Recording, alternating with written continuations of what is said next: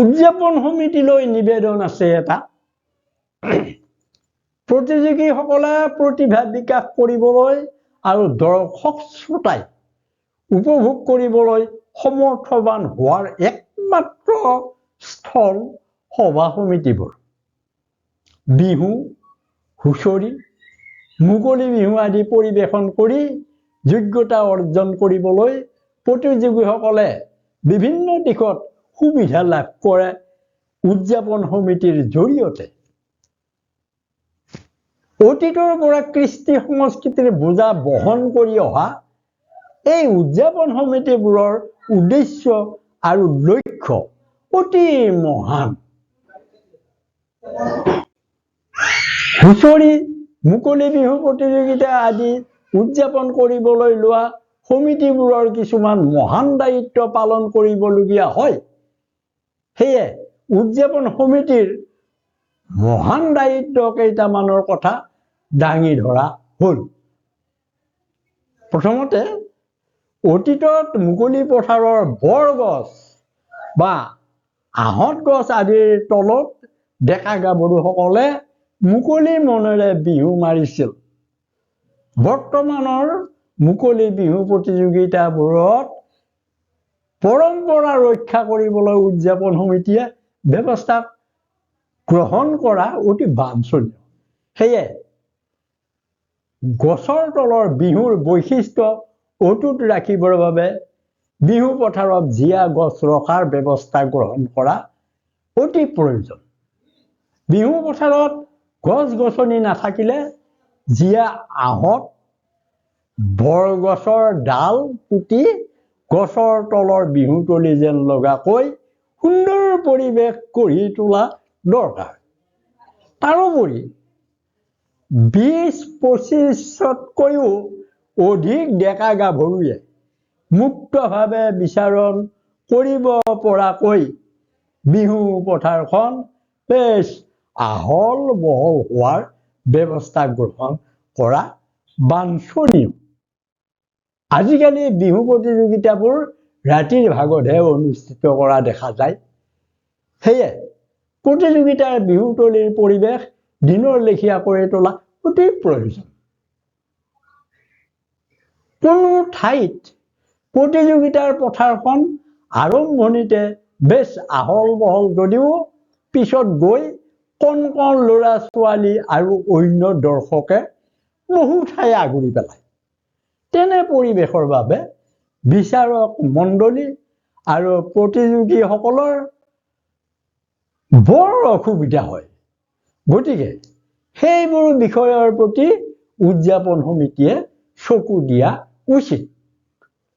উদযাপন সমিতিৰ দ্বাৰা আগতীয়াকৈ কোনো প্ৰতিযোগীক পুৰস্কাৰ সম্পৰ্কীয় কথা দিয়া উচিত নহয়। প্ৰতিযোগীক কেতিয়াও আগতীয়াকৈ পুৰস্কাৰ সম্পৰ্কীয় কথা দিব নালাগে। প্ৰতিযোগিতাত বিচাৰক মনোনীত কৰোঁতে তেওঁ অভিজ্ঞ হয় নে নহয় উদযাপন সমিতিয়ে জানিব লাগিব। সময়ৰ সদ্ব্যৱহাৰ বুজা ব্যক্তিকহে বিচাৰকৰ দায়িত্ব অৰ্পণ কৰা উচিত। প্ৰতিযোগিতাৰ নিৰ্দিষ্ট সময়ৰ আগ মুহূৰ্তলৈকে বিচাৰক সম্বন্ধে উদযাপন সমিতিয়ে গোপনীয়তা অৱলম্বন কৰা উচিত। বিশেষ কাৰণত কোনোবাজন বিচাৰক উপস্থিত নাথাকিলে বিহু সংস্কৃতিৰ ওপৰত জ্ঞান থকা ব্যক্তিকহে বিচাৰকৰ দায়িত্ব অৰ্পণ কৰা প্ৰয়োজন। তেনে ব্যৱস্থা নকৰিলে বাকী কেইজন বিচাৰকৰ অসুবিধা হ'ব পাৰে। প্ৰতিযোগিতাৰ বাবে অতি কমেও ৩ জন বিচাৰকক নিশ্চিতভাৱে দায়িত্ব অৰ্পণ কৰা উচিত। বিচাৰকৰ চূড়ান্ত সিদ্ধান্তৰ ওপৰতেই উদযাপন সমিতি সন্তুষ্ট থকা উচিত। বিহুতলী উদ্বোধক, বঁটা বিতৰণী সভাৰ সভাপতি আদিৰ বাবে কৃষ্টি সংস্কৃতি প্ৰেমী আৰু বিহু সম্পৰ্কে অভিজ্ঞ ব্যক্তিকহে আমন্ত্ৰণ কৰা উচিত। তাৰোপৰি উক্ত বিষয়ত অভিজ্ঞ ব্যক্তি 2-4 জনকো দৰ্শক হিচাপে বিশেষভাৱে আমন্ত্ৰণ জনোৱা বৰ প্ৰয়োজন। উদ্বোধনী ভাষণৰ পিছত অৰ্থাৎ উদ্বোধনী ভাষণ দিয়াৰ অসুবিধা হলে বা উদ্বোধক নাথাকিলে স্থানীয় বিহু দলে বিহু পথাৰ উদ্বোধন কৰিব পাৰে।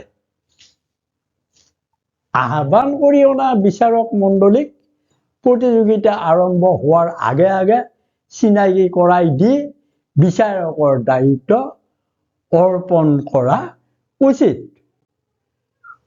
গাঁৱে ভূঞে উদযাপন কৰা বহু অঞ্চলৰ প্ৰতিযোগিতাসমূহত প্ৰথম প্ৰতিযোগী হিচাপে যোগদান কৰিবলৈ প্ৰায়বোৰ প্ৰতিযোগীয়ে ইচ্ছা প্ৰকাশ কৰা দেখা নাযায়। এনে ক্ষেত্ৰত সময়মতে হুঁচৰি, মুকলি বিহু আদি প্ৰতিযোগিতা আৰম্ভ কৰিবলৈ সম্ভৱ নহয়। ফলত সমিতি আৰু দৰ্শকে আমনি বোধ কৰিবলগীয়া হয়। সেয়ে ঠাই বিশেষে উদযাপন সমিতিয়ে ৰাইজ আৰু প্ৰতিযোগীৰ সন্তুষ্টিৰ বাবে নতুন চিন্তা চৰ্চা হাতত ল'ব পাৰে। উদাহৰণস্বৰূপে প্ৰথম প্ৰতিযোগী দললৈ সমিতিৰ তৰফৰ পৰা আদৰণি বঁটা প্ৰদান কৰিব পাৰে বা কৰাৰ প্ৰয়োজন হয়। প্ৰথম আৰু দ্বিতীয় প্ৰতিযোগী দল দুটাৰ মাজতো এটা নিচুকনি বঁটা আগবঢ়াব পাৰে।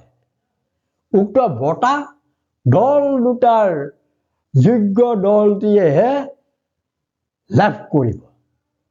অৱশ্যে মূল প্ৰতিযোগিতাৰ বঁটাৰ লগত উক্ত আদৰণি বা নিচুকনি বঁটাৰ কোনো সম্পৰ্ক নাথাকে। সকলো প্ৰতিযোগীৰ মাজত প্ৰথম বা দ্বিতীয় দলে যদি যোগ্যতা অৰ্জন কৰিবলৈ সমৰ্থবান হয় তেনেহলে মূল প্ৰতিযোগিতাৰ বঁটা লাভ কৰিবলৈও অধিকাৰ থাকিব। পৰিৱেশ পৰিস্থিতিলৈ লক্ষ্য ৰাখি বঁটা বিতৰণী সভাত 2-এটা কাৰ্যসূচী ৰখা ভাল। আৱশ্যক বোধে সভা অনুষ্ঠিত নকৰি অকল বঁটা বিতৰণী কাৰ্যসূচীও ল'ব পাৰে।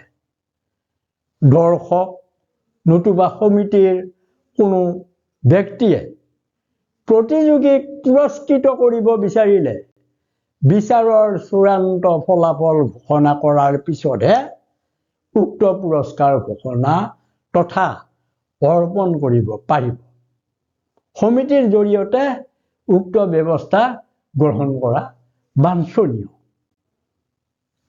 নিৰ্দিষ্ট সময়ত প্ৰতিযোগিতা আৰম্ভ কৰা আৰু নিৰ্দিষ্ট সময়ত প্ৰতিযোগী দলবোৰে প্ৰৱেশ কৰাৰ ক্ষেত্ৰত সুব্যৱস্থা গ্ৰহণ কৰাৰ দায়িত্ব উদযাপন সমিতি।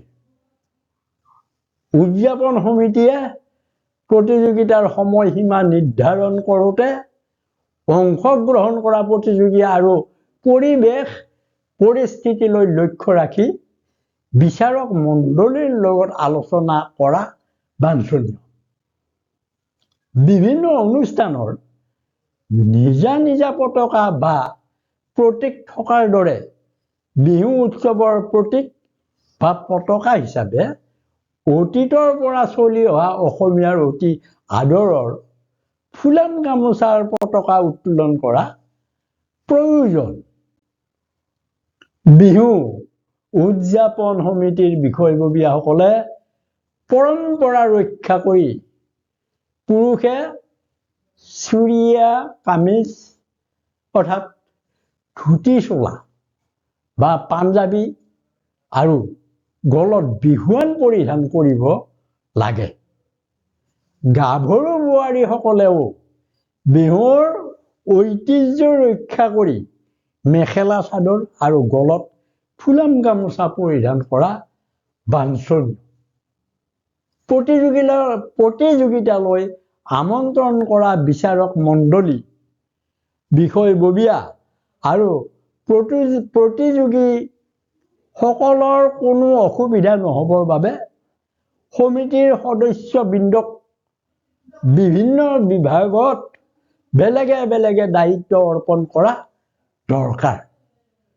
ইয়াৰোপৰি দৰ্শক ৰাইজৰ সুবিধাৰ্থে ব্যৱস্থা গ্ৰহণ কৰাও অতি প্ৰয়োজন। এইখিনিকে মই সন্মানীয় সমিতি বৃন্দলৈ আজি কিছু কথা অৱগত কৰিলোঁ। গতিকে ইমানকে কৈ আজিলৈ সামৰণি মাৰিছোঁ। নমস্কাৰ।